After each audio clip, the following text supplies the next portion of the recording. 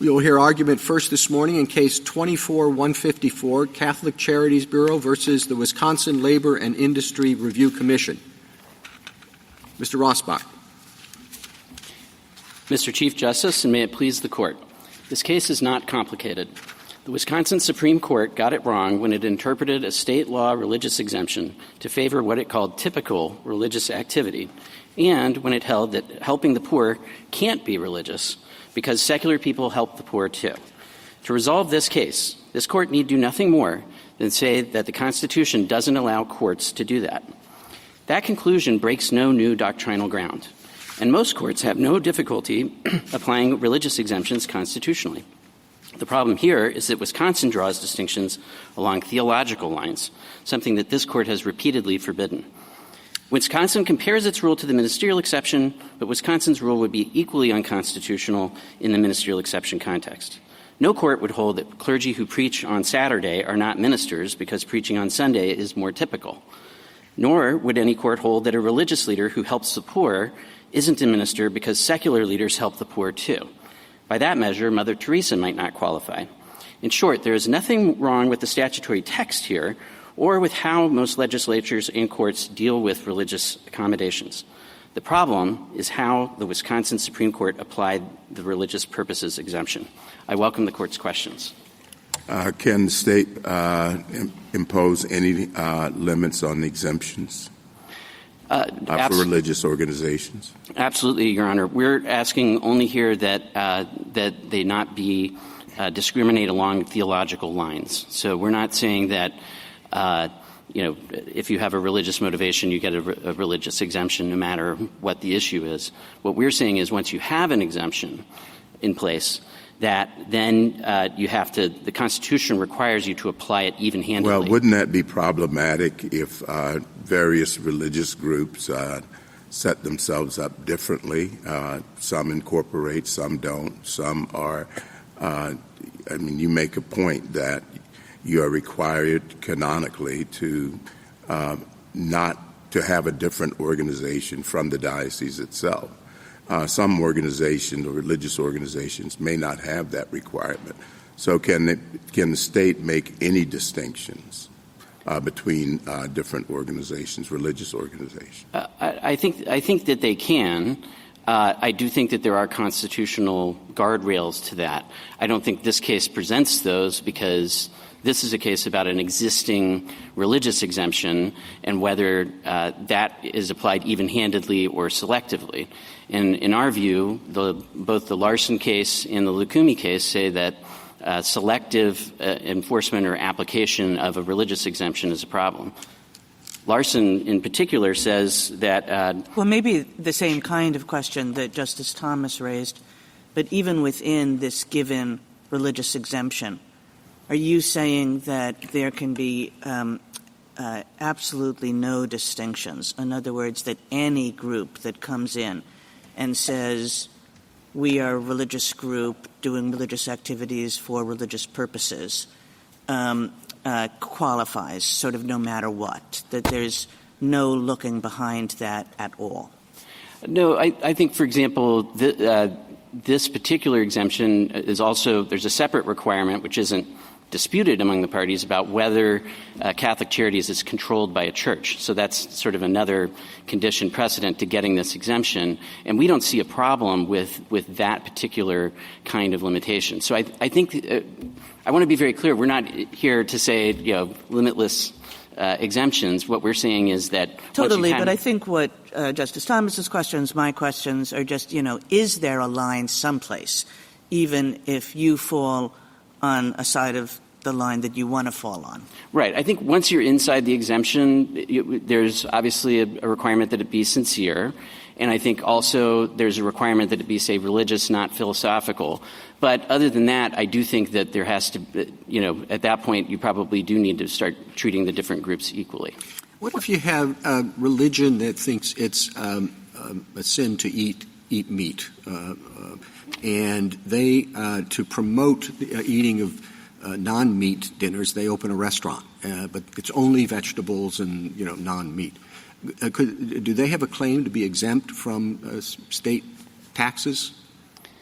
food taxes, everything else? Because that's assuming it's a sincerely held belief and it's important to them, and you're going to be taxing them. You're going to be taxing the exercise of their beliefs. So I think it depends on whether the statute that's, imposing the tax says, this applies to meat-eating people or not to meat-eating people. That's it just what we applies, have. It applies across the board, and they claim an exemption from it because this is a part of their religious exercise. I don't think that's. I don't think that would be. They would necessarily have a claim there because it's not something where the religious organization is being discriminated against along theological lines. That is, there's a rule across the board. Now, I do think, with respect to the claims that we've made in this particular case, now, of course, let's say it's like Lukumi, where very similar issues came up with respect to ritual slaughter by Santeria priests, and the court found, no, you don't actually get to make these you don't get to gerrymander it so that only certain groups are not allowed to, do animal slaughter. And in Lukumi, of course, there was both secular allowed slaughter, but also religious. So there was a carve-out for kosher slaughter as well as slaughter for other reasons in Lukumi. So that's what we're talking about with the selectivity in this case. So can I just be clear on your argument, because I'm just wanting to understand it. It sounds like you are saying that to the extent the state has chosen to exempt religious groups, the line that they are drawing divides Catholic charities, which don't perform certain, quote-unquote, typical religious activities with respect to their charity, and other kinds of religions which may evangelize, proselytize, or whatever. Is that so? It's the discrimination between Catholic charities and charities run by other kinds of churches that you are focused on. That's right, because this is just within a religious exemption that already exists, and they're disfavoring Catholic charities because they serve non-Catholics, because they hire non-Catholics, and because they don't proselytize. Yeah. So let me just ask you, I mean, I totally see that, and I do think that it raises at least the neutrality problem that you're talking about. I'm wondering if the exemption was actually designed to work that way, and whether Wisconsin may be at least – I mean, obviously they have the right to say whatever they want about their state statute, but to the extent that they're following the federal law, I wonder whether for religious purposes isn't really about the motivation, that instead it is about the kinds of activities that the organization undertakes. And so when we look, for example, at the legislative history of the federal provision, they're very clear in terms of making the line be between a college devoted to preparing students for the ministry, novitiate, which I understand is sort of a place for people, nuns and the like, to decide whether or not they're meant for the faith, or a house of study training candidates to become members of religious orders. They put that on one side of the line, Congress does. And then it says, on the other hand, a church-related, separately incorporated charitable organization, such as an orphanage or home for the aged, would not be considered. So it seems to me that the line, at least in the federal statute, is not between charitable organizations that proselytize versus charitable organizations that don't. Instead, it's all charitable organizations on one side that are run by the church, and organizations run by the church that are like training programs for priests, that are like religious in that way.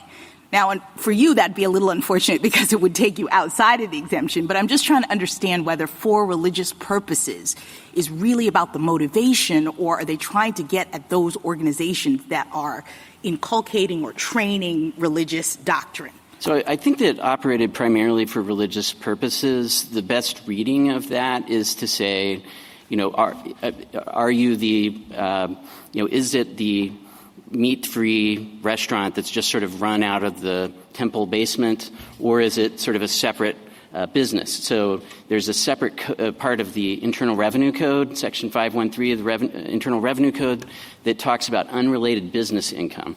And there's a carve-out for all charitable organizations if they have a sort of separate thing. I think that the operated primarily for religious purposes means that you're not operated outside of that. You're not operated as a sort of for-profit business that's owned by a church, of which there are many around the country. Those entities don't get the exemption, even if they are controlled by a church. Because remember, there is also that other condition that it be controlled, that the entities that enjoy this exemption are controlled by a church. Could you focus on Justice Jackson's question? Is there a difference in your mind, and Justice Jackson, you can correct me, is there a difference in your mind between this law and the IRS law that she identified? Sure. And what is that difference? I think that's what she was getting at. She thinks the two laws might be the same. Are you seeing a difference? And if you are, how do you articulate it? Well, I think that the way that, so the laws that she's talking about is the FUTA, which we would say that language is not, that text is not really problematic there, but the way that the Wisconsin Supreme Court interpreted it here to have that list. Yes, I see that language. Right. She was talking about the laws in the IRS. No, I was talking about the FUT.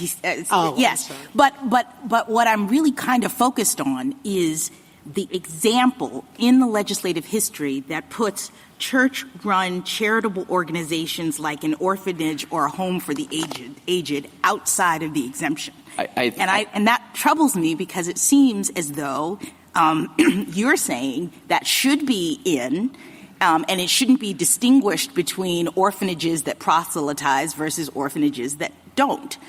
And I guess I'm just wondering whether any orphanages are in, given the way this statute is written. Yeah, I don't think that that's the right reading of it. I mean, to the extent that legislative history does control the way that you interpret the text, I would say that you would really need to have a sort of constitutional avoidance approach to it. I don't think that Larson, for example, says that you need to have a broad reading of statutory religious exemptions, and so I think you would need to have constitutionally read FUTA to be pretty broad and cover things like orphanages. Let's say Catholic Charities owned an orphanage. They don't, but they also. You're saying the Constitution requires an exception here?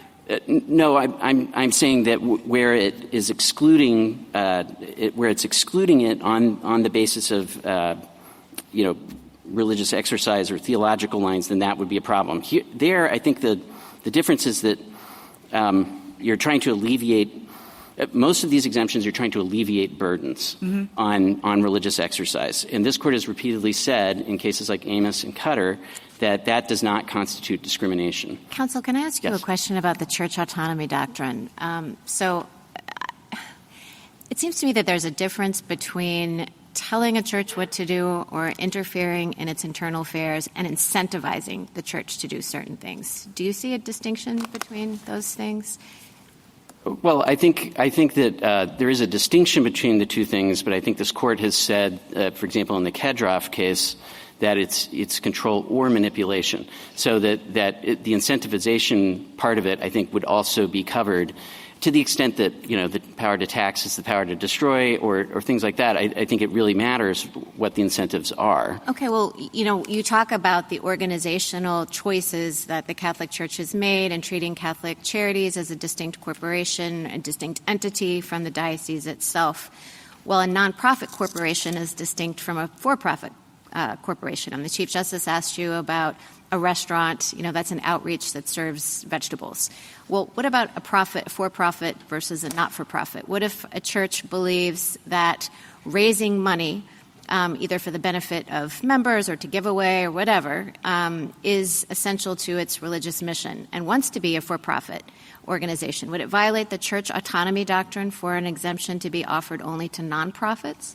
I think that's. I don't think so, Your Honor. I think that the difference here is that we've got different parts of the same church body that are either exempt or not exempt. So we have a sort of patchwork where the parent, so to speak, the Diocese of Superior, is exempt, then one of the sub-entities of Catholic Charities, which is sort of 2 layers down, is also exempt. But for purposes of the church autonomy doctrine, I guess you were focused on the organizational structure of the Catholic Church and the diocese and its outreaches. And I'm wondering why your theory of the church autonomy doctrine and how it applies here would not extend pretty broadly. I think you can limit it to situations where, it's part of the long-term governance, and there's a sort of discrimination among different kinds of governance. This is sort of explicated but in what about my for-profit, not-profit example? I guess I just don't. Maybe I'm misunderstanding the question, but I'm not seeing how that is the same as the church governance itself and how the different organizations are set up. Okay, let me ask you another question. One of the problems here is figuring out what the line is. If a legislature wants to, like Justice Jackson's saying, exempt certain kinds of religious activities but not others. And you point out that it's excessive entanglement, in your view, to try to distinguish between, to get involved in the enterprise of figuring out what you're up to. What about the ministerial exemption itself? It requires that kind of distinguishing. I mean, is it excessive entanglement for a court to figure out who is a minister? No, not at all. I think the difference is the way that the Wisconsin Supreme Court decided this case and said, if you're a minister, if you're doing something with one kind of theological set of presuppositions, you get better treatment, you're favored, and if you're not, then you are disfavored. And I think if you have something that's across the board, you're just looking at, is this religious, is this not religious? That's the kind of thing that courts decide every day. They decide all the time whether a particular activity is religious or a particular person is acting on religious bounds. So I want to be very clear. We're not saying there's any problem with trying to decide if something's religious or not. What we're saying is that there are limits on what you can do within that question, and one of the things that you can't do is discriminate along theological lines. Thank you, counsel. Justice Thomas, anything further? Justice Alito? When you say that Catholic Charities does not proselytize, are you using that term in the ordinary sense, or are you using it as a term of art? I would say it's used as a term of art for the Catholic Church, that you don't proselytize. And what does it mean? What does that term of art mean? Well, what it means in the Catholic Church is that you're, for example, saying, here's your food, but if you want the food, you have to come to Mass, or I need you to come pray with me, or something like that, or you need to convert at the sort of most extreme end of that. But it doesn't mean that Catholic Charities can't evangelize. Is that right? That's right. In Catholic teaching, there's a distinction between evangelization and proselytization. Evangelization is okay. Proselytization is not okay. And what is the difference? The difference is the sort of almost coercive effect, or the sort of using it to influence people and kind of take advantage of them, exploit them, and that's proselytization. Evangelization is really the idea of sharing one's faith, sharing the Catholic faith with someone else to help them understand what someone believes. It doesn't mean that Catholic Charities could not say to participants in its services, if you would like to pray, here's an opportunity. If you would like to go to Mass, here's an opportunity. If you would like some religious reading, here is something that we have available. So within the Catholic Church, that's not a problem. Now, I think the record in this case... I don't want to get into a theological Sure. discussion, but I'm asking these questions because if you're making a religious discrimination claim, you've got to have a comparator. So what's your best comparator with this in mind? Comparator to, sorry, I won't. You're saying here that the Wisconsin Supreme Court is discriminating against Catholic Charities. It would treat other religious charities differently, right? Yes. Okay, sorry. So what is your best comparator of a religious charity that would be treated favorably by the Wisconsin Supreme Court? Well, let's say you had I don't want to pick on any particular denomination, but let's say you had a Baptist church that said, we're going to, give you food, but we would like, before that, we would like you to attend this church service. Or said, well, another group might say, we're only going to serve our particular group. Now, I think it's really important that it has to go both ways. That is, I don't think that Wisconsin should discriminate against people that do proselytize either. The point is that they made the distinction along that theological line that has nothing to do with that. So that to me is the difference. The decision to organize Catholic Charities as a nonprofit corporation was done for religious reasons and not for practical reasons? Well, I guess I would say that the two kind of coincide. That is, how can you be a more effective mission? And definitely you can be a more effective mission if you're both incorporated and are organized as nonprofit. But there's not a teaching of the Catholic Church that says that you must or always and everywhere organize as a nonprofit. Thank you. Justice Sotomayor? Two questions. One, the government asks us to reverse, not on a constitutional ground, but on the Wisconsin court's misinterpretation of its own statute.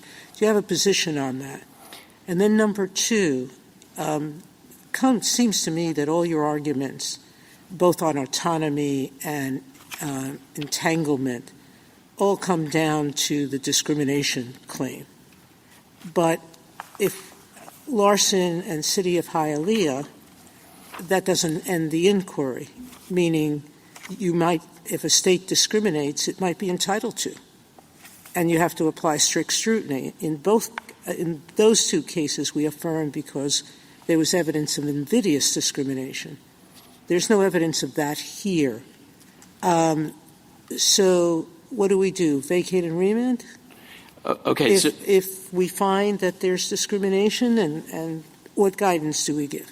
So answer the first and then the second. Sure. Yes. And I apologize if I hope I get all the subparts there. On the Solicitor General's argument, I think, we obviously will take a win on any basis. We're not going to reject that. But it doesn't seem apparent from the face of the opinion below that they were feeling bound by the federal law in this case, and that really is the standard under 3 affiliated tribes and the other ones. I guess the second issue that we see is that this could just result in sort of a do-over where it goes back down to the Wisconsin Supreme Court. Wisconsin Supreme Court says, okay, we're eliminating all mention of the federal law. We're just interpreting Wisconsin law here, and we're back here in a couple of years. Obviously, my clients wouldn't like that, but also I don't think that's. Why don't you go on to the second question? Okay. So then the second question I would say is just that on strict scrutiny, I think it's just very hard for I don't think you have to remand for that. I don't think that they put on much of a strict scrutiny case. The only interest that they put forward below was whether it broad access to getting unemployment compensation, unemployment benefits. And there's so many different exceptions to that, just like in Lukumi, just like in Larson. And I think that there's also no risk to the fisc of Wisconsin because only 0.6%, as put in one of the bottom side amicus briefs, of workers are with religious organizations. So it's just they don't have the interest, and they're very under-inclusive and have lots of exceptions, and that defeats strict scrutiny. I agree with you, but what do we do with it is a compelling state interest not to be entangled in a church. So that itself is a compelling state interest. Do we say it fails strict scrutiny not on the interest prong, but on the narrow tailoring prong? Is that you said there's so many exceptions, et cetera. So it sounds more like a narrow tailoring. I think you could definitely do it on that basis. And this Court has done that in many religion cases where it's said we're just going to skip over the compelling interest part and just get straight to the narrow tailoring. Okay. Justice Kagan? Mr. Rasbeck, I had understood your autonomy argument as different from your discrimination argument. In other words, that your autonomy argument is essentially that the way this statute as understood by the Wisconsin Supreme Court works is it puts pressure on the church to organize its charitable activities at the diocese level rather than the way it's done now, because at the diocese level they surely would be entitled to the exemption. So it's not the most obvious thing that stands out about what the Wisconsin court has done here, and I'm just wondering why you led with that argument. I mean, why you think it's your strongest one, or I take it if you lead with it, that's the one you most want us to rule on. Maybe I'm wrong about that. If I'm right, why? So I don't think that we wrote the brief saying that all three that they're ranking it that way. So I definitely. I think all three arguments are valid. You can rule on one, you can rule on two. I'd be very surprised if you ruled on all three. But we were not meaning to rank them by the order that we put them in the brief. Okay, why do you think that that would be a good choice? Well, I think in some ways the church autonomy argument would be sort of a very simple thing to just say, look, you're this is a single church body, and they're all controlled by a single bishop. It doesn't make any sense to try to force them to reorganize, and it's sort of senseless to say that both the sort of top organization and one of the two ranks down sub-entities are exempt while excluding everybody else. So that it would be a kind of very simple decision, and I think one that you could limit to this particular context. But that's really what the argument would be with respect to church autonomy. Thank you. Justice Gorsuch? Mr. Rossbach, I guess I have a similar question to Justice Kagan. I would have thought the simplest argument of the three you chose was the discrimination argument. On the face of the decision below, the court distinguished between religions that proselytize and those that don't, and between those who serve co-religionists and those who serve others as well. Why isn't that the simplest basis on which to rule?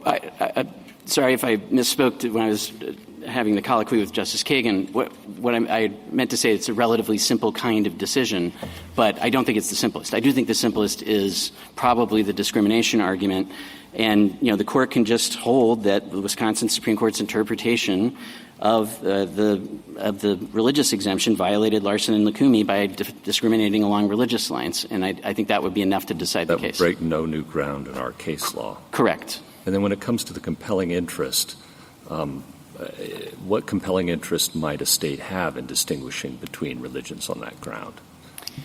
I do think it would be difficult. I think this court had a footnote in Trinity Lutheran, I may be getting that wrong, that referred to McDaniel against Patey, an earlier case that talked about the fact that there may not be a strict scrutiny defense to sort of a pure discrimination among religions. Right. And is it further complicated by the fact, an effort to survive a compelling interest, complicated by the fact that the Catholic Charities apparently has an unemployment benefit system that is comparable to the state's? That's exactly right. We think actually for the workers at Catholic Charities, it'll be better for them to be on the church plan. Certainly they get their benefits much more quickly from the church than they do from the state when they ask for unemployment benefits. But also it enables us to show solidarity with our other dioceses in the state. Thank you. Justice Kavanaugh? Wasn't quite sure of your answer to Justice Jackson. If Catholic Charities ran an orphanage or a home for the aged, what result? I think it would be treated like their current ministries, like a housing ministry or other things. So I think that language in the legislative history, to the extent that it then got transposed into Wisconsin law, and was seen to say, orphanages are out. I think that would be a problem, because there's nothing in the law itself that says that, the text of the law that says that you can't have an orphanage. So to the extent that reflected an understanding at the time, that understanding is simply inconsistent with the statutory language. Is that the answer? Yeah, I think the answer is just that statutorily, I think that would be very hard to do. And I think, as I was trying to make out earlier, that there's a constitutional avoidance problem there too. If you create these sets of approved religious, judicially approved religious activities, that's a real problem. This court has identified them in cases like Hosea Tabor or Our Lady of Guadalupe, but it was very clear not to say that that's a closed set. It's an open set, and that other kinds of activities or things might be in there. Obviously, ministerial exception is a little bit different because it's talking about these important religious functions within the body, but religious, the set should not be closed by the judges. The judges should not close it. And I think your answer is getting at another question I have is the other side relies on the phrase distinctively religious activities. I just want to make sure you can respond to the use of that phrase. Yeah, I think it's, 6 of one, half dozen of the other. If you look at the opinion below, they consistently talk about, it's wholly secular endeavor, it's not religious in nature, it's secular in nature, and then they rely repeatedly on the list from the Dykema case from the Seventh Circuit in the 80s. And, they've come up with a little list, and they're saying that this is the closed list, and we're outside the list. Whatever, they say, it's just an illustrative list in the opinion, but we're still out. What we're doing clearly is not on the list. Whatever other things might go on the Wisconsin Supreme Court's list, we're not on that list. Helping the poor, helping the elderly is not on the list. And the limit on that, to go to the other side, is what, again? Sincerity is one limit. I would say. What else? Is there any other limit to the Chief Justice? I would say that's probably the main limit is it's sincere. Is it the only limit? Well, I would say also religiosity, but in the sense of religion versus philosophy. So this is the thing that actually comes up in the Yoder case, where the court makes a big distinction between what the Amish were doing and what Henry David Thoreau was doing. And it said, there's special solicitude under the First Amendment for religion, and the Amish get that, but Thoreau doesn't, even though he felt very strongly about his opinions. Thank you. Justice Barrett? I want to pick up on Justice Kavanaugh's question. So you agree that there has to be some way of separating out religiosity from non-religiosity? That's right. Okay. And is your answer to Justice Kavanaugh that if we articulated a test for that, it's sincerity of belief primarily, and then this thorough distinction between religiosity and someone who simply says this is just a philosophy? Sure. And I think you can kind of put a little bit more meat on the bones there by thinking about, what is religion? I don't think you have to answer the question. It's kind of a big question. It is a big question. And it's a fascinating one. I think if you go back even to the Virginia Declaration of Rights, it says the duty which we owe to our Creator and the means of discharging it. And then Professor McConnell, sort of extended that a little bit more broadly to just this idea of transcendent binding truth, because the problem that comes up in these issues for the religion and the law, and why it is important what religion is for the law, is conflicting obligations. So if you go to Madison's Memorial and Remonstrance, you see there's this conflicting between the obligations of God and the obligations of the government, and Madison says, you have to navigate that. So I think you have to be able to see that things are religious or not, because you look at whether there's a transcendent truth at it. Well, does all religion have to have a transcendent truth? And it's not always about a clash of obligations, right? I mean, because here there's not a clash between what Wisconsin is demanding and what Catholic Charities is giving. Wisconsin's not requiring Catholic Charities to do anything, so it's not like a conscience exemption kind of case. This isn't like the Catholic hospital being told that it has to provide abortions. This is distinct. This is a benefits case. So I guess, let's see, let me just backtrack from the philosophical question. Sure. Can you give me, what would an opinion say? I mean, we're not going to talk about philosophy in an opinion, right? So if we had to articulate a test to distinguish religion from non-religion, can you concisely tell me what that test would say? I think I would say that it's a duty that is owed and the means of discharging it. Here we do have a duty that we owe as Catholic Charities. We are and that's a uniform obligated. Test, not just for Catholic Charities, but I think you can really apply it across a lot of different situations. Now, what a lot of people, scholars and others have commentated is that 99% of the time it's going to relate to what you think God or gods is telling you to do. There are some non-theistic religions, forms of Zen Buddhism. But the overall thing is that there's something transcendent or supernatural that you are feeling obligated by. Okay. And that's the distinction. Thank you.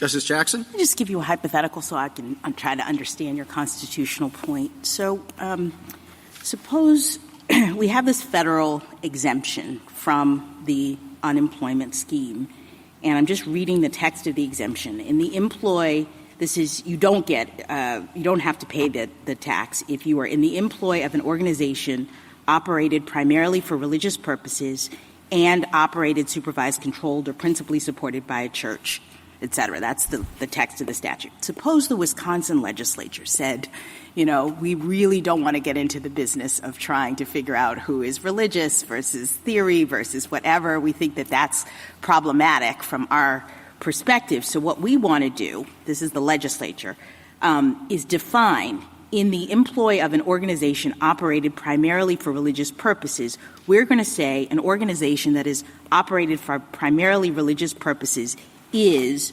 a college devoted to preparing students for the ministry, a novitiate, a house of study training candidates to become members of religious orders. That's what we mean when we say, when the statute says, for religious purposes.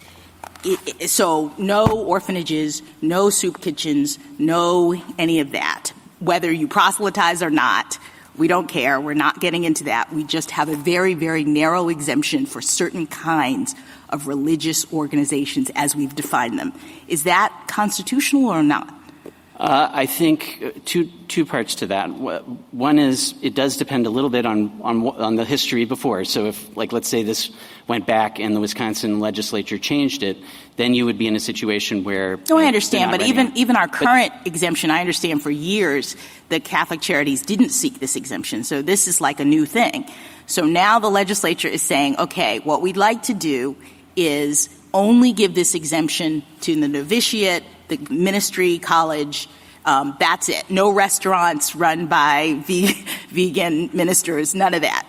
Can they do that consistent with the Constitution? I think that would probably go too far. I think that some if it's designed to alleviate a specific burden, sure. If it's just designed to keep the legislature and the state from kind of like the ministerial exception, adjudicating unemployment tax claims with respect to those kinds of institutions. Because if we get into it with those kinds of institutions, we might have the same kinds of problems that the Supreme Court has identified for the ministerial exception. But we don't get into those problems if we're talking about unemployment for a restaurant owned by a vegan minister. So we just want to focus in on those kinds of institutions. Can they do that? I just don't think that you can decide. I buy the premise that you would say, first of all, that it would be less entangling. I would see that as much more entangling, because then you'd have about 15 cases about what's a novitiate. Is this thing closer to a novitiate, et cetera? Okay. So I think that would be very entangling rather than de-entangling. Thank you. Thank you, counsel.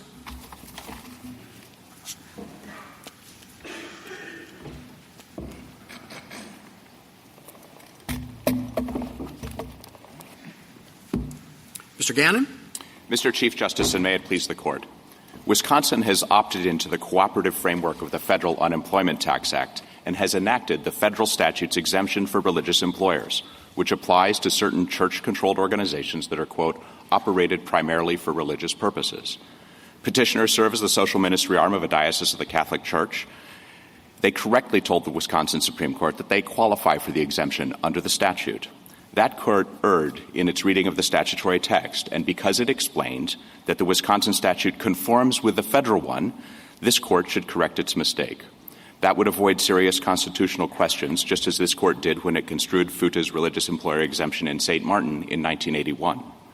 If the court reaches the constitutional question, it should reject the Wisconsin Supreme Court's analysis, which second-guesses the religious nature of sincerely held expressions of faith, and worse, risks discrimination among various faiths by singling out certain activities that are deemed inherently secular. I welcome the Court's questions. You seem to prefer the statutory argument. What would be the problem with deciding this on a constitutional basis? Well, I think that we do agree that the statute would be unconstitutional as applied. I would prefer not to have what I think is the sensible reading of a federal statute be declared unconstitutional by this court. We think the better reading of the statute is the one that the Wisconsin Supreme Court rejected. And we think that there's no doubt here, there hasn't been any debate here that if it were construed our way, nobody is alleging that that would be unconstitutional. And so I would prefer that sort of saving construction that would avoid the need for the court even to say that, assuming the Wisconsin Supreme Court were correct about construing this verbatim language that comes straight from a federal statute, that you're going to grant them, you're going to spot them their interpretation, which we think is counterintuitive, and then go on to decide constitutional questions. We don't think that the constitutional decision would need to be incredibly complicated. Multiple particular grounds have already been discussed today. Some are easier than others. What would happen if the Wisconsin Supreme Court stood by its reading of its statute? If it stood by its reading of the statute, it would have to back away from the parts of its opinion where it said that the Wisconsin legislature was intending to conform the statute with the federal statute. And it would also perhaps be dismissing the suggestion from this court that actually raises serious constitutional questions. It would have to sort of double down. So in other words, we'd be where we are now. You could be where you are now, but I do think that the Wisconsin Supreme Court deserves to know that it was incorrect about the fact that it thought that it was conforming the state law with the federal law. And that's exactly what this court said in St. Martin when a very similar question was presented about whether schools were covered by this exemption. Well, I appreciate, Mr. Gannon, you're supposed to, as Solicitor General, sort of protect federal statutes. And, if you think this one is okay, I get the point. But is there nothing in addition to that? I mean, are you worried about certain kinds of constitutional questions, about the difficulty that they might raise? If you think they're easy, your argument to do it on a statutory basis becomes less forceful. So are they easy? Are they hard? What? Frankly, I think the bottom line is easy. I think, deciding what the ultimate limit on any of these particular theories here could get complicated. And so I do think that there are serious constitutional questions about each of the arguments that have been raised. Which is your preference of those arguments? Which do you think is the easiest, the simplest, the least likely to lead to complications? I think that probably the discrimination argument is but also, frankly, I think that the second guessing what counts as inherently religious is just something that courts shouldn't be in the business of doing. And so that's a problem for a court to be defining what is inherently religious, what types of activities are inherently religious. And we think that it flies in the face of the statute. The statute clearly says you should be looking at what is the primary purpose of this organization. And we think that certain activities, it makes all the difference why you are doing them. That determines whether they are being done for religious purposes or not. As this court has said, you can grow a beard or refrain from eating certain foods or drink tea for a different reason. It makes all the difference about whether it's religious or not. And one of the How things— would you answer Justice Barrett's question? If we go this route, what counts as religious? No judge likes to say, I'm sorry, you're not sincere here. So sincerity is, a pretty high bar. Yeah, and that is, we think that there hasn't been any doubt here. First of all, I think that the statutory reading, I think, it makes that a much easier argument because nobody is disputing here. The court below and I understand my friend on the other side do not disagree that Catholic Charities Bureau is motivated by a religious purpose.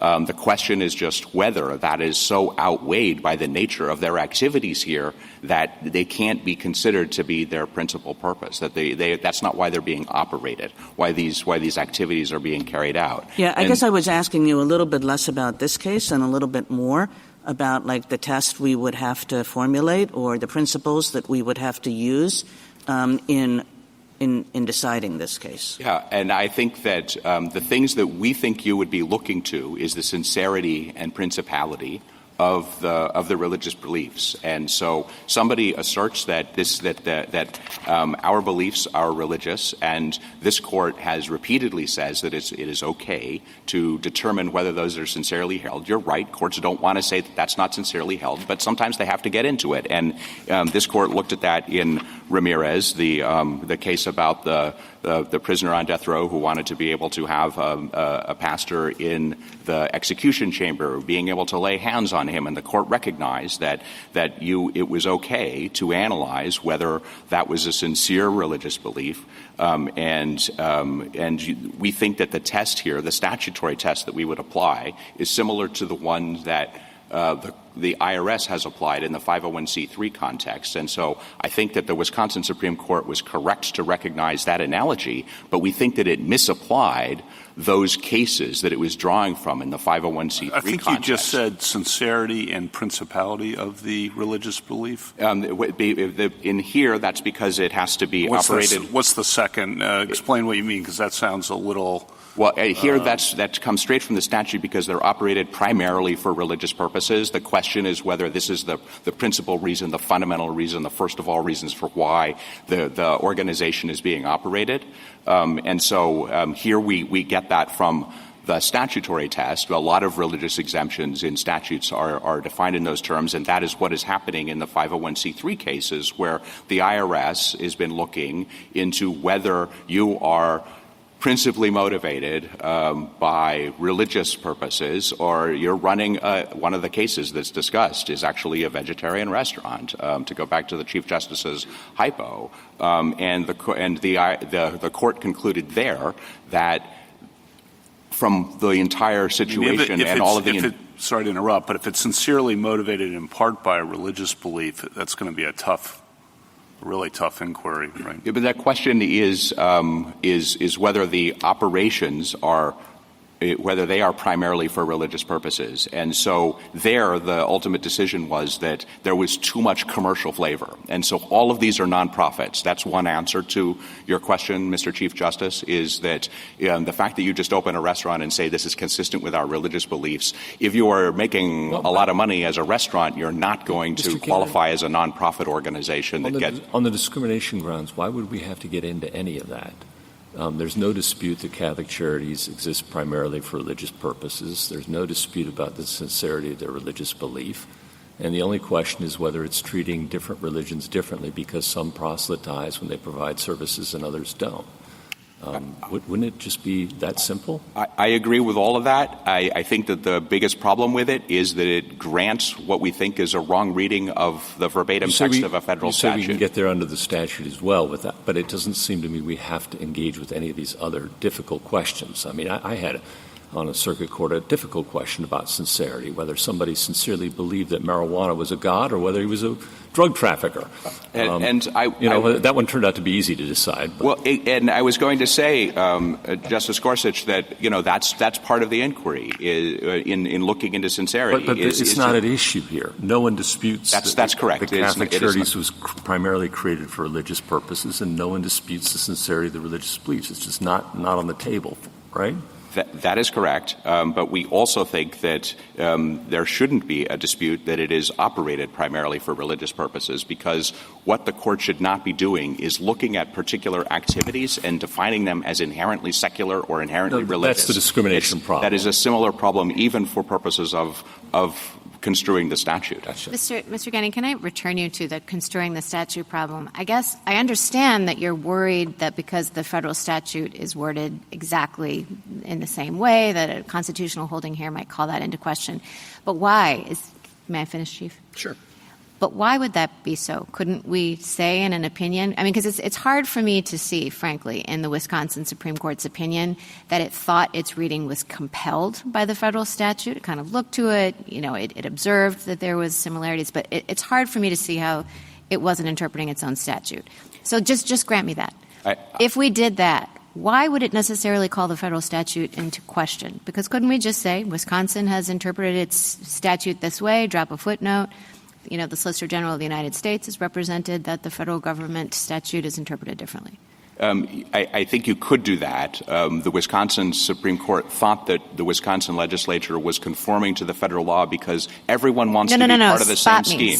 Spot me that I disagree. And if I did, why would it necessarily call the constitutionality of the federal statute into question, assuming that we held that there was a problem with this one? I think if you made that type of reservation, then we would surely insist that you had not decided that the federal statute was unconstitutional because it wouldn't need to be construed construed that way. I agree with that. Okay, thank you. Thank you, counsel. You want us to focus on the federal statute. How would the statute apply to things like religiously operated hospitals, a Catholic hospital, Presbyterian hospital? It's the same analysis where you would be asking whether the organization whether its operations are primarily for religious reasons, and so you would be asking the hypothetical about orphanages that's in the legislative history we think is not clearly carved out of the federal statute, because there's a debate about whether that is actually controlled by the church. So if you are talking about a hospital that is actually controlled and supervised by the church, and it is doing its activities principally for religious reasons, then we think that it would be able to qualify. And would it be a sufficient religious reason to say that the principles of the church require care for the sick? I think that as in this case, where the position of the church is that caring for the poor is part of the religious mission. That is the purpose of the activities, is in service of those religious goals, and that is the principal reason for which they are operated. Yes. Thank you. Justice Thomas? But wouldn't that be a bit more complicated if it's one thing if the church, if the diocese control the hospital, right? It's another thing if it's set up as an entirely different organization run, again, by religious people, say nuns, but it's its own entity and it doesn't report directly to the chancery. Yes, and that's what I said was in the legislative history that Justice Jackson was bringing up under the statute, potentially the distinction for the orphanages that are discussed in the committee report is if they are not actually directly controlled and operated by the church, then that would be the reason why they fell out. And Justice Jackson was referring to that phrase which talked about church-related charitable organizations, but that doesn't necessarily mean that they are, in the sense of the text of the statute, supervised, controlled, or principally supported by the church that's at issue. So how's that different from Catholic Charities here? The difference here is that there's no dispute that they are supervised, controlled, and they're not direct or operated. The first three verbs directly apply here. Everybody understands that the Catholic Charities Bureau supervises the sub-entities that are at issue here. That the bishop is two levels up, that he appoints the membership, and that the principles that the control Catholic Charities Bureau sub-entities are that their employees follow Catholic social teaching, that they are providing services to the poor and disadvantaged to be an effective sign of the charity of Christ. All of that is part of the religious purposes that flow all the way down to the sub-entities. Justice Alito? Justice Sotomayor? Kagan? Justice Gorsuch? Any further? You'd have us reverse, correct? Not just vacate and remand? I think, yes. If you wanted to do it on the statutory ground, I think that you would tell the Wisconsin Supreme Court that it was wrong to think that it was conforming the state statute to the federal statute. It would then be free to make a different decision on statutory construction on remand. If you agree with us and you could call that a reverse and remand for further proceedings consistent with your opinion. That's the boomerang problem Justice Thomas talked about. How about on the constitutional side? On the constitutional side, then reverse, yes. Thank you. Justice Kavanaugh? I think your answer to the Chief Justice on the hospital question, I think you answered it, I might be wrong, by just saying if it were operated primarily for religious purposes, then it would qualify. But I think the hypo was assume that the hospital is operated for religious purposes. Yeah, and you said, well, if it is, then it would qualify. Well, yeah, I was trying to say that there are two different categories of analysis that I've seen that seem to read on that, and one is the committee report issue that Justice Jackson was talking about, where I was trying to draw a distinction between church-related and church-controlled, supervised, et cetera, as reflected in the text of the statute. And you asked my friend whether the committee report really just isn't consistent with the text of the statute. I think that the committee report is ambiguous in that regard, and we wouldn't read it as saying that something like an orphanage would be categorically incapable of being covered by the exemption. And then assume we're past that point. And then the other cases that I've seen, I'm not aware of what the IRS has done with respect to hospitals in the nonprofit context and applying the same type of analysis that we have here. And so I think that in a case like this, it looks to me like it's easy to apply. But I'm not sure. When you say a case like this, a case involving these sorts of the services that are actually provided here. Yes, with a type of agreement about what the religious purposes are that are underlying this. And as I said, we think that then you're in a world, and we don't have to get into this, as Justice Gorsuch rightly says, but then we're in a world where we're distinguishing the services that are provided, which I thought is something we. Well, I think there's a lot else in the context of, what else the hospital is doing, who it's competing with, how it provides the services. If it is actually, in competition with commercial hospitals, then that is one of the things that was considered in the Living Faith Seventh Circuit decision about the vegetarian restaurant, to say that there is an aspect of commercialness to the activity that ends up overwhelming the fundamentally religious purpose here. Thank you. Justice Barrett? Justice Jackson? And so I guess I thought this case was about the meaning of primarily for religious purposes and was not about the other part of the exemption, which relates to the operation and control of a church. And so that's why I looked at the committee report, which is very clear that it was suggesting that the orphanage, separately incorporated, would not be considered to be primarily for religious purposes. It does not say it would not be considered to be operated and controlled by a church, which was your answer. But setting that aside, can I just focus you for a second on I just have a couple quick points on the statute and your reading.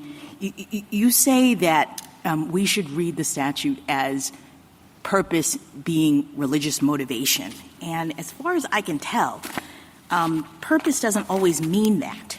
So, purpose can mean many things. It doesn't necessarily mean motive, not necessarily, certainly not unambiguously so. It can mean the ends to be accomplished. It could be fulfilling a particular need. My pen serves a purpose. It allows me to write notes, and that has nothing to do with motivation. And so I guess I'm wondering whether the ambiguity in what the statute means when it says for religious purposes doesn't invite us to consider what Congress was actually trying to do when it was drawing this exemption. Well, I certainly don't disagree that a purpose includes something, the end to which something is directed. And if you look at the dictionary definitions that we quote on page 15 of our brief, we include a definition for purpose that is like that. And I think it dovetails well with the definitions for operation, which ask what is we are carrying out a principle or an undertaking to an end. And so the end is the purpose, and the end here, according to Catholic Charities Bureau, is to be an effective sign of the charity of Christ. No, I understand. I understand that is a version of purpose that is relating to their motivation, which is to be an effective sign of the charity of Christ. But there's another idea of purpose that would be, what is this organization's activities about? What are they offering? And I guess my concern is that view of purpose seems to make more sense of the exemption in this case. If the two hospitals, the Catholic hospital and the secular hospital, are performing the same services, I don't understand why one would be exempt just because they have religious motivation versus the other. I don't know what the statute is doing to make that kind of distinction. And this gets back to, I think, to the beard-growing, tea-drinking example that I was talking about, to say that we don't think courts should be in the business of saying that a particular activity is inherently religious. No, it doesn't secular. At all. What I'm saying is, if you are right that the line that's being drawn here is about motivation, I don't understand how the exemption works. There must be some rational reason why Congress would want to exempt the exact same kinds of services being provided just because they're being provided by somebody who's religiously motivated versus, the restaurant we have two identical vegan restaurants. One is being run by people who say this is a tenet of our faith and we're doing it in order to be a ministry for our religion. And the other is run by a person who has no such motivation. Why would one rationally be under the unemployment exemption and the other one doesn't? If you instead think of purpose as not motivation, if you think of it as the actual services that are being provided and the distinction is in that, then Wisconsin says the reason why we're exempting novitiates is because if we don't, we're going to get entangled in religion as we try to adjudicate those kinds of claims. It only makes sense if purpose is focused on the activities rather than the motivation. Yeah, and I think that the fact that it is a religious exemption means that it makes sense to focus on what is the motivation for the acts that you're doing. Even though we have another prong that says it's church-related, and that seems to take care of this is being motivated because a church is doing it. But this is in addition to that. It not only has to be operated, supervised, or controlled by the church, but it has to be done primarily for religious purposes. My friend mentioned the... Thank you. Thank you, counsel.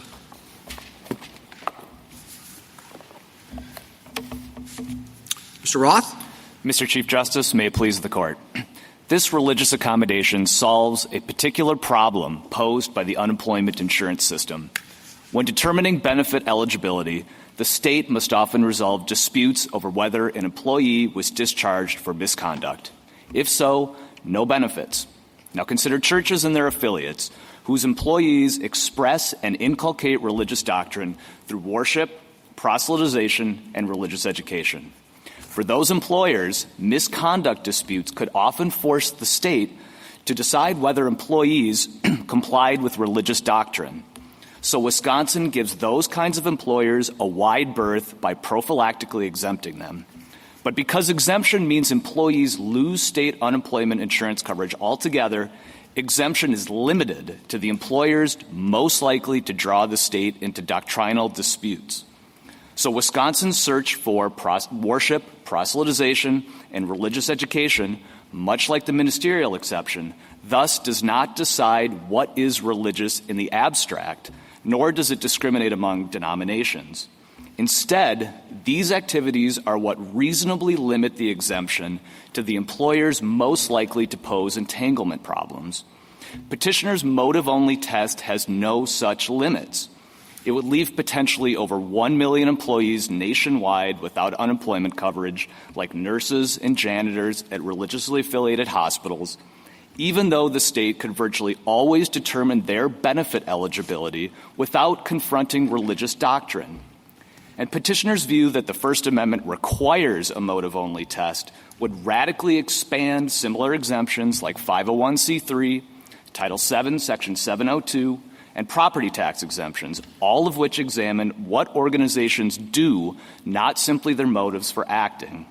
Petitioner's theory ultimately leads to an all-or-nothing rule, exempt all religious groups or none. Such a rule could incentivize legislatures to cut back on religious accommodations altogether. I welcome your questions. If Catholic Charities reported directly to the bishop without being a separate corporate entity, would you be here? If they're incorporated as part of the church, they would qualify for the church exemption. What's the difference? If the function is exactly the same, but it's a separate entity, what's the difference religiously?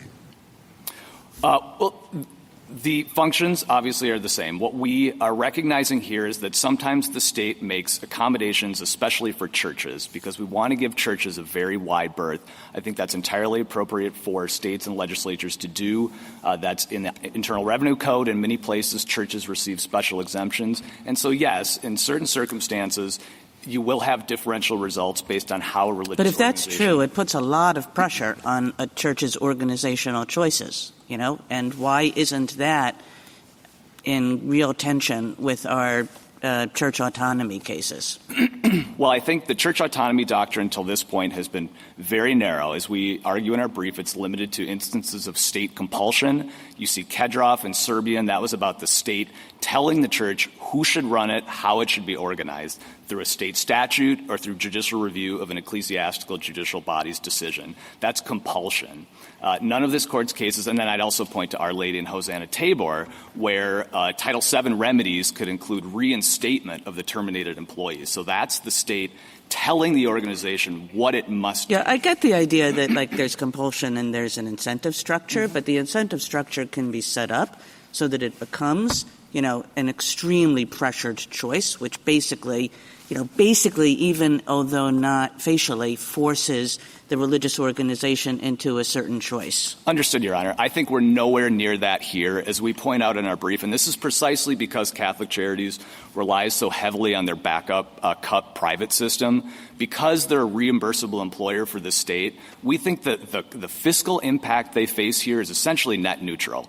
Either they're paying for benefits through the state system in a 1-to-1 reimbursable ratio, or they're going to pay for the benefits through their private but doesn't system. that cut the other way, too? Because one of the arguments your friends make on the other side is the benefits that individuals receive will be just as good or better than what the state provides.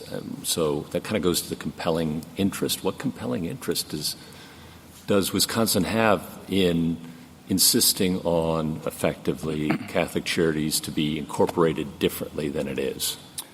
Well, I would note that the compelling interest analysis only comes in when we get to strict scrutiny. I'm well aware of that, and I know you are too, counsel. But what interest does the state have in effectively saying you should be incorporated together with the church Absolutely. rather than not? So the first premise, of course, is the state has a strong compelling interest in as broad of unemployment insurance coverage as possible. Now, it's true, Catholic Charities has a private backup system, but there's nothing in their argument that and requires you agree that them. it's just as good as what you'd have in Wisconsin? I would disagree with that respectfully, Your Honor. I think the most important point is that it's essentially a self-insurance program. Right. And so when you have layoffs, self-insurance is a risk in that situation. Well, so all self-insurance, government's a risk too, but okay, anything other than that? There's also no due process protections, and so obviously if the employee is denied coverage in the private system, there's no judicial review, which you have in the state system. Okay. You said in your opening that we should look at what the organizations do and not why they do it. Correct. But how do you square that with the language of the statute, operated primarily for religious purposes, which seems to go to the why they do it, not what they do? So just with the brief premise that we don't think this is a Michigan v. Long situation where the state court's interpretation is properly before this court, operated primarily for religious purposes is a term of art. It's borrowed from the tax law context. This is not something that Wisconsin pulled out of the ether. This is a term that's long been used in 501c3, and we think under 501c3 case law, it's long been understood that operated looks at activities. So 501c3 has an organizational test and an operational test, and the operational test is always used to check what the organizational purpose is. And so we think the only way that operational test has any effect is if you're looking at the activities. And I'd point to the Living Faith case, because this goes to the Chief's question. I see no way in which Living Faith came out the way it did, which it denied the exemption to the Seventh-day Adventist restaurant, if a religious motive is enough. Because the Seventh-day Adventists and Living Faith said, for us, promoting health is an element of the gospel. Health leads to salvation. I think that's practically indistinguishable from what Catholic Charities is saying here. And Living Faith said, no, I'm sorry. The commercial, simply because you have a religious motivation for the non-exempt purpose, does not render you eligible for the exemption. I think I'm sorry, go ahead. Go ahead. What is the simplest thing that the Catholic Charities would have to do to qualify for the religious exemption in Wisconsin? Should they have one sign in the dining hall saying this meal provided by Catholic Charities? If you want to find out about the church, here's a brochure. No, Your Honor. I think what we're looking for is precisely what this court looks for in adjudicating the ministerial exception. We're looking for activities that express and inculcate religious doctrine, worship, proselytization, religious education. And it's precisely because it's those activities that create the entangling problem with the state. What is proselytization? Proselytization would mean if Catholic Charities, when it's delivering services, says, please repent, essentially. Repent. They have to say repent. Anything like, please join our religion. We would like you to become Catholic if you're going to receive this service. Because sorry, Your Honor. So they have to say, I just want to know what the test is. So repent your sins. You get the exemption. Not requiring you to repent your sins, you don't. I guess you don't get the exception. No, or what was the other one? What was your other test for proselytization? Join their church. You become a member, as opposed to we welcome you to attend our services if you want. Here's some information about them. What's the line there? Because they say they do. They say you're always welcome. I mean, at the Catholic Church, we'd love to have you, but we're not saying you have to show up. So is mandatory church attendance versus optional church attendance? That's the line? No, Your Honor. I think what we're looking for is analogous to what this court looks for in applying the ministerial exception. What it wants to know when it seeks I'm asking you how to apply your exception, because the Wisconsin Supreme Court says proselytization is really important. And it says, also, if you serve non-co-religionists, that's a problem. So I guess you only serve those who are co-religionists. That's one solution, I guess, for the church. Don't help anybody else in need. And the other is to proselytize. And I'm just trying to get my hands around what that means. So I will say the serving of co-religionists is a marginal factor at best. It's a marginal factor. If this court wants to discard it, we have no problem with that. It's in the court's opinion. I understand. So you're running away from the court's opinion. So it all comes down to proselytization. How much is enough? No, Your Honor. What it comes down to is whether the employees of the organization are expressing and inculcating religious doctrine. Do you think that Wisconsin could pass a statute that says we'll give a religious tax exemption to religious groups that proselytize but to no others? I don't think so, Your Honor, because I think that would not be serving any particular purpose. And we have to keep in mind— I don't understand why it's not the exact same thing. I mean, the way the statute has been interpreted by the Wisconsin courts, it's basically saying we're giving a tax exemption to religious organizations that proselytize, but not to religious organizations that don't. So I'd like to step back for a moment to the principle that accommodations are meant to solve particular problems. And we think the world is roughly divided into two groups. It's religious organizations that are some religious organizations proselytize. That's right. And some religious organizations are allergic to proselytizing. And for the Wisconsin, I posed the hypo where it was a Wisconsin legislature. Mm-hmm. This is instead the Wisconsin court. But instead saying the tax exemption goes to religious people who think of proselytizing as part and parcel of their religion, and not to the religious people who think we don't proselytize even when we do all these charitable works. It's actually not what we do, and that's part of our religion. So what Your Honor is driving at, I think, is essentially this is an arbitrary distinction between religions that proselytize and those that don't. And there's no reason— And those that don't, sometimes it is a religious principle not to. But I would dispute that premise that this is not an arbitrary distinction. I think it serves a functional purpose. When employees are expressing and inculcating religious doctrine, we have to step back. The unemployment insurance system is going to turn on misconduct disputes. And if you're out there expressing and inculcating religious doctrine through those three things that I mentioned, it's going to be very difficult for the state to resolve an unemployment dispute. Well, but no, you gave that away, though, when you said all they have to do is turn this into the Catholic Church, Inc., and it all goes away.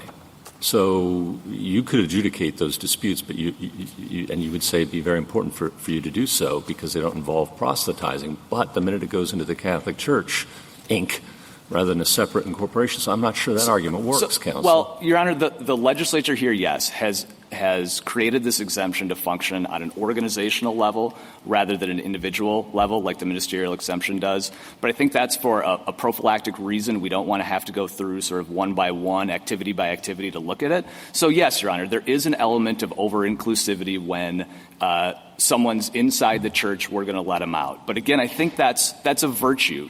States should be very careful about churches and stay away from them. And so that's what we've done here. It seems to me, and it's repeatedly in your brief and in your opening and in all these answers, you want a test that is the easiest one for you to apply. You're saying this will make it easy for us, and it is easy here. And that's why you say, I don't want to get into the particular doctrine. We don't want to be dragged into trying to consider a number of nuances or whatever, whether this qualifies or not. You want the test to be whatever's easiest for you. I don't think that's quite right, Your Honor. I want the test to be the one that accurately identifies the kinds of organizations that are going to cause those entangling problems. I happen to think that it's a relatively easy-to-administer test if it focuses on those big three things. I think that's exactly what the ministerial exception looks for. It looks for those same three things to identify the employees whose employment decisions we want to stay out of in the anti-discrimination context. But so it it's does not it at just the level of Counsel, is it employees. possible? Justice Barrett? Counsel, if proselytation or evangelization or whatever we want to call it is a necessary component in Wisconsin's view, I mean, as I understand it, Judaism does not have that as part of its religion. So does that mean that Judaism is completely disqualified from getting the exemption if they're running these sorts of organizations? My apologies, Your Honor. If I was not clear, these are ors. These are not ands. So proselytization is absolutely not a required component to receive this accommodation. These are ors. If your organization engages, I think, in any of these three things, worship, proselytization, religious education, you're going to be doing the kinds of things the state needs to stay away from, whether it's in the anti-discrimination context or whether it's in the unemployment context. So to Justice Gorsuch's question, if they don't proselytize, that's fine. They may still get this accommodation if they do other kinds of things that are going to create these entangling. Like serve co-religionists? I'm just trying to figure out what. I mean, let's say that, you want to serve people that aren't co-religionists. You're still defining it in a way that will inevitably exclude certain religions. Sure. So the co-religionist piece of the decision, I'm not going to stand and die on that hill. If this court wants to say that's not a proper consideration, I think it's still sufficient to affirm the decision below. The core of the state Supreme Court's decision was a motive alone is not enough to qualify for this exemption. Catholic Charities here relied entirely on their motive. We think that affirming that core of the decision suffices to deny them. I think it has to come down to proselytization for you, because worship, you're not forced. You either some faiths will force you to sit through the worship before they give you the soup. Others just give you the soup and invite you to worship. But so again, that's proselytization in another way of looking at it. Isn't that right? If I may, Your Honor. Are you going to go? Is Wisconsin going to go around and this soup kitchen? You have to go. You have to go to the service before you get your good. They're good to go. But that one, they just invite you to the service after the soup. They're bad. I mean, is really that's the? I would have thought this would entangle the state in religion a whole lot more than a non-discrimination rule between religions. So I'd like to revisit just very briefly, because I think it's directly responsive to Your Honor's question. It's a hypothetical we gave in our brief. I think it illustrates this point. Ministerial exception. Imagine Catholic Charities on one hand, and we'll call it evangelical charities on the other. The evangelical charities worships, proselytizes, educates its service recipients. It's chock full of employees who receive the ministerial exception precisely because they perform those functions of expressing and inculcating doctrine that the state needs to stay away from. Catholic Charities, however, is not going to have employees who receive the ministerial exception. So we have the same exact disparate impact. There are no nuns and priests and deacons at the soup kitchen? I'm not saying that at all, Your Honor. But if they are not, when they are delivering, the bishop, who's overseeing it. Come on, right, Your Honor. It's not about who the employees are. It's about what you said they were. Yeah, it's about what they do. You said ministerial exception. It was about who they are. Well, sure, yeah, but I apologize. What I meant is, it's not their status as a minister, a deacon, or a bishop. It is about what they do. And so if the minister, the deacon, or the bishop at the soup kitchen is when he delivers the soup, is doing the things the nun doesn't get the ministerial exception, and neither does the priest? Sorry? The nun and the priest don't get the ministerial exception? So I suppose they would, because in other contexts they would be there to express and inculcate religious doctrine. But if in the context of this, if they're employed by Catholic Charities, and in the course of their employment with Catholic Charities, they're not there to express and inculcate the faith. Well, so you're not entangled if you have to go in and interview the nun and the priest who go in and do a shift at the soup kitchen that Catholic Charities is running to see what they're doing, or if you have to listen. I mean, are they playing like hymns on the radio or like Christian rock? at the evangelical soup kitchen on the radio? You know, is that proselytization or not because you're forced to sit there and listen to it? Your Honor, I understand the thrust of the question. I mean, I don't think it's any more entangling than the kinds of questions courts have to answer all the time when applying the ministerial exception. Mr. Roth, why don't you just apply the ministerial? I mean, this goes back to the Chief Justice's question. It just seems as though Wisconsin says we're going to set up this system that is operating in a discriminatory fashion based on whether or not you proselytize to avoid having to address the ministerial question if it should arise in these situations. But I mean, if it's creating a constitutionally problematic, discriminatory front-end issue, why don't you just deal with it as the ministerial exception in the back end? Well, it's not as easy, says the Chief Justice, but so be it. Well, of course, disputing the premise that this is a setting up a discriminatory exemption, I think the point is this is a prophylactic. And the legislature has said rather than force these kinds of organizations in individual cases to assert something analogous to the ministerial exception, which, you know, it can be challenging to predict who's going to get this. We want to get these people out on the front end. I think that's very similar to what Congress did when it expanded Section 702. Pre-1972, it only applied to religious activities, but then Congress said, well, that's going to require religious organizations to sort of predict on a one-by-one basis who's going to get this 702 exemption. So we're going to expand it to religious organizations as a whole. And Amos said that is entirely appropriate. It's good to have these prophylactic measures to give space to the organizations that do these things rather than force them sort of on a one-by-one basis to have to adjudicate these sort of ministerial exception type defenses, which are affirmative defenses in these, you know, for instance, a Title VII case. I think your overarching argument, again, is that we shouldn't look at the motives. We should look at what they do. Mm-hmm. And the other side says, no, you have to, by the statutory language and constitutional principles, look at why they're doing the activity. And they say the limit on that is to prevent some of the absurd hypotheticals or extended hypotheticals is sincerity. And sincerity will weed out the cases that you're worried about. What is your response to why sincerity? You should look at beliefs, look at purpose, motive, but sincerity will weed out the marginal case. Well, sincerity, so I took two hypotheticals given to the other side as examples of the edge cases that maybe we don't want to be exempting here. One was the hospital and one was the vegan restaurant. I think in both those cases, you're not going to weed those out on sincerity grounds. There's testimony in the record here. This is record 99 of the lower court record. The Archbishop of Milwaukee testified that he oversees multiple Catholic hospitals in the Milwaukee area. And so that's clear. They're clearly operated for a religious motive. We would never dispute the sincerity of that religious motive. They're going to be out. Seventh-day Adventists, similarly. Maybe it's commercial activity they're engaging in. And they're going to be out. Why? Just explain that. They're going to be out because when they run their vegan restaurants, what they're saying. I think you're on the hospital one. Oh, the hospital? Well, they're out because what the hospital is saying is if it's supervised by the bishop, which is all this statute requires, the bishop will say the reason we run these hospitals is to serve. I mean, Christ healed the sick, and we're doing the same. And so how can you tell us that that's not a religious purpose? They'll be out, even though 99.9% of what goes on at that hospital is health care. And what's your response to that? That they should be in? We think they're properly. I'm just trying to get at the analysis you would use right. on the other side of that argument. Well, my analysis would be you're looking at the activities, and as Seventh Circuit said in Dykema, we want to look at whether the kinds of things that Catholic hospital is doing is going to entangle the state in unemployment benefit disputes. And I think the answer is clearly no.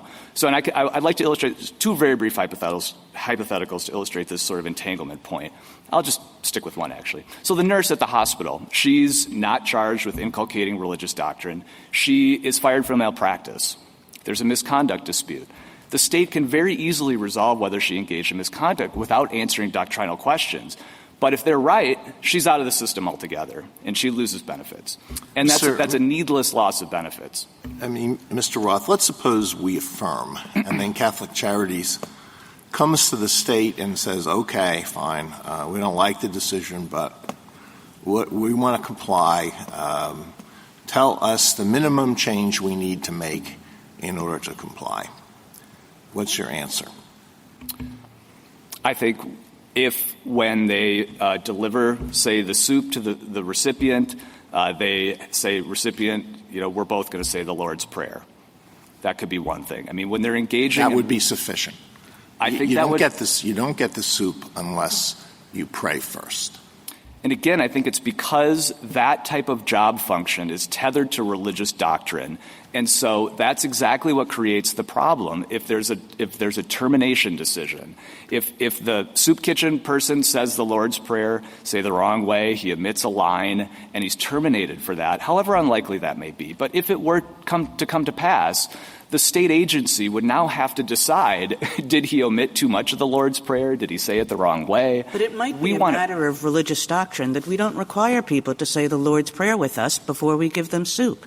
I mean, what's problematic about this? I mean, there are lots of hard questions in this area, vegan restaurants, hospitals, lots of hard questions. But I thought it was pretty fundamental that we don't treat some religions better than other religions. And we certainly don't do it based on the content of the religious doctrine that those religions preach. And if this opinion sets up two things. One is the co-religionist service. You've run away from that. And the other is the proselytization. Some religions proselytize. Other religions don't. Why are we treating some religions better than others based on that element of religious doctrine? Precisely because I think when an employee has to proselytize, that's what creates the problem. I draw just a brief comparison. The problem must be, you must be able to address this problem, which is, entanglement is an issue. If I say to you, you have to figure out a way to do this that does not discriminate among religions based on the content of their doctrines.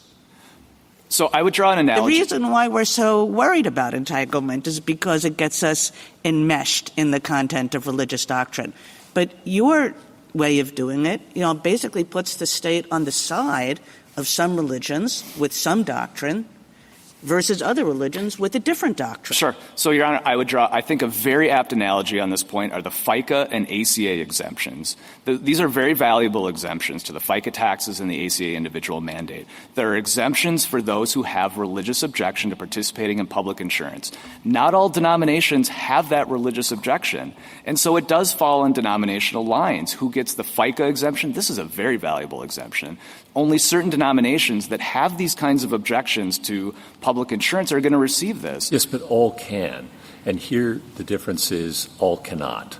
Right? There are going to be some exemptions that, as a matter, Catholic Charities does more soup kitchens than some other faiths. It's true. It's true. That's true. So they're going to get more likely to get the exemption. But I think what Justice Kagan's getting at is, isn't it a fundamental premise of our First Amendment that the state shouldn't be picking and choosing between religions, between certain evangelical sects and Judaism and Catholicism on the other, for example?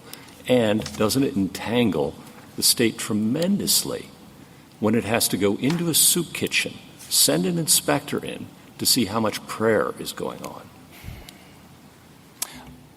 On the discrimination point, my fundamental premise is there are certain circumstances in which religion A faces a problem based on its doctrinal content or its practices that religion B may not face. And so when the state legislature, Congress or state legislatures set out to exempt religious group A but not religious group B precisely because B does not face the problem, that cannot be discriminatory. We're in a world then where there's no line drawing available to legislatures to accommodate specific problems that only specific religious groups face. Because the principle is if that ever falls on denominational lines, it's unconstitutional. And Justice Gorsuch, I actually dispute the premise of your question that it's easy for a religious group to adopt a new principle to obtain the ACA or FICA exemption. Well, all they have to do is reincorporate, according to you. No, on the FICA and ACA example, the premise would have to be the denomination that's left out, again, very valuable exemption. All it has to do is adopt a new tenet of religious doctrine that I don't like to participate in public insurance. and it gets the exemption. But that's obviously not so simple. We don't go around telling religions you should adopt new tenets in order to get, a new benefit. And so I really think it's basically the same dynamic that we face here. It's certain groups face the problem, certain groups have conscientious objections, other groups don't. That may fall on denominational lines, but that's something we've always done. I'd encourage you to go back on the history of this. Professor McConnell, his canonical article on the Free Exercise Clause, recognizes that at the founding of this country, we had multiple targeted religious accommodations for oath-taking, for religious assessments, for conscription, and those often were limited to religious groups known to be opposed to those things, especially the oath-taking and the Quakers. Counsel, can I shift you to what I hope will be an easier question for you? Do you want to address your disagreement with the Solicitor General about whether the Wisconsin Supreme Court's decision tracked the interpretation of the federal statute? So you want me to address the Michigan v. Long question? Well, yeah, or? Michigan. You say we should not decide it on that basis. So, you're distancing yourself from the position taken by the federal government. Can you talk about that? Right. So on the Michigan v. Long question, I think it's a very simple distinction. So in St. Martin, what was going on is the South Dakota State Court thought it was required to bring its coverage up above the floor that FUTA set. So FUTA sets a floor. If you fall below it, you don't qualify for the federal state tax sharing. So South Dakota thought we're trying to get up to this floor so we can get the credits. So that's why the South Dakota court said, I'm required to do what I'm doing by FUTA. That is not what's happening here. The state court did not think it was required to meet a floor. And so that's why Michigan v. Long doesn't apply. There's sufficient independent state grounds. This is an optional exemption. I think the Solicitor General recognizes that. States don't have to have this. I believe the state of Oregon does not have any part of this exemption at all for churches or religious purpose organizations. And so precisely because it's an optional exemption, Wisconsin can go above the floor of FUTA. It's not a compelled reading, and so Michigan v. Long doesn't apply. I see my red light's on, but I am happy to continue if you'd like. Thank you, counsel. Rebuttal, Mr. Rosbach? I'm sorry. You're I said, no. I'm happy to stand up or sit down, Chief, whatever you want me to do. I didn't have any more, so I figured we could. Justice Thomas. What would we do? You seem to focus on the proselytizing aspect of the exemption, that you could get the exemption if you proselytize. But, it leaves me to wonder why you don't have the same attitude towards someone who posts outside. We believe deeply in the corporal works of mercy. Mm-hmm.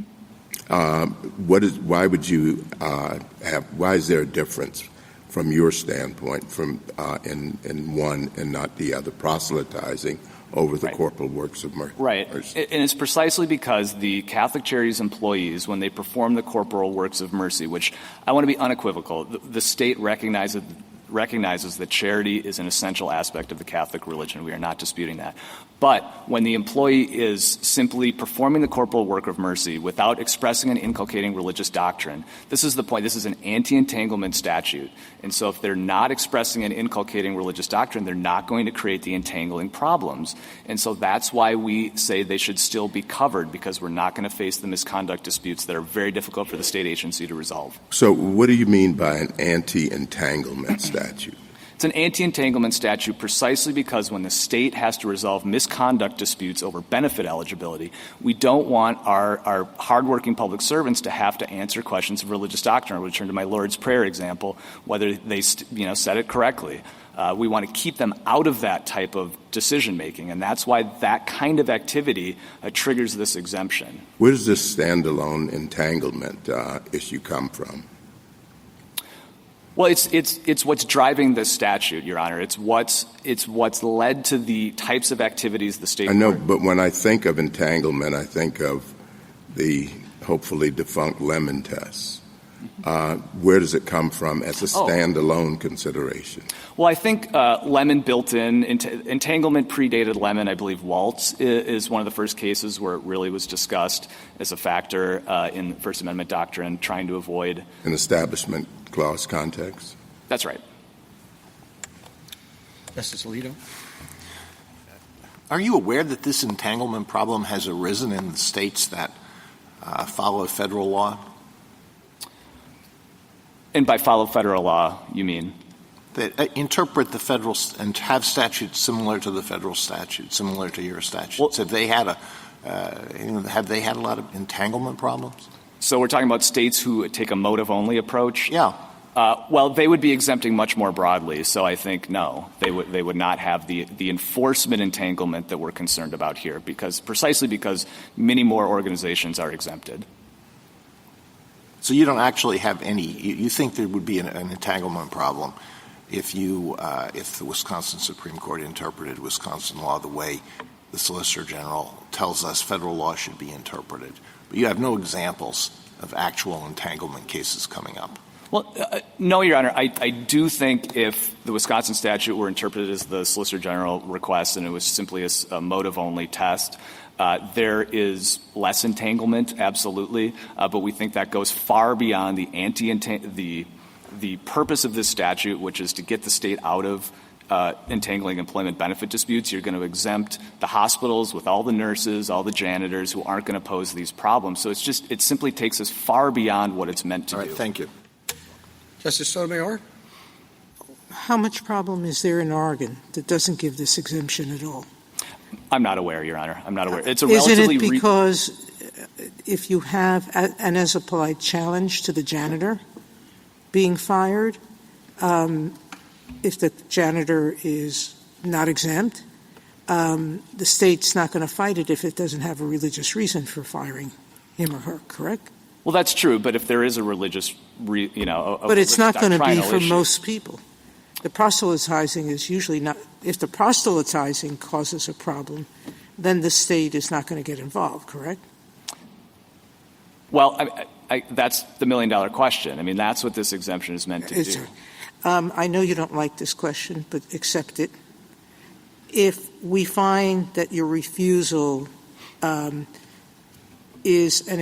constitutes denominational discrimination because the motive is being judged on religious grounds, do you survive strict scrutiny? I think so, Your Honor. How? I do think we found denominational discrimination on the 50% rule in Larson. This seems very similar to that.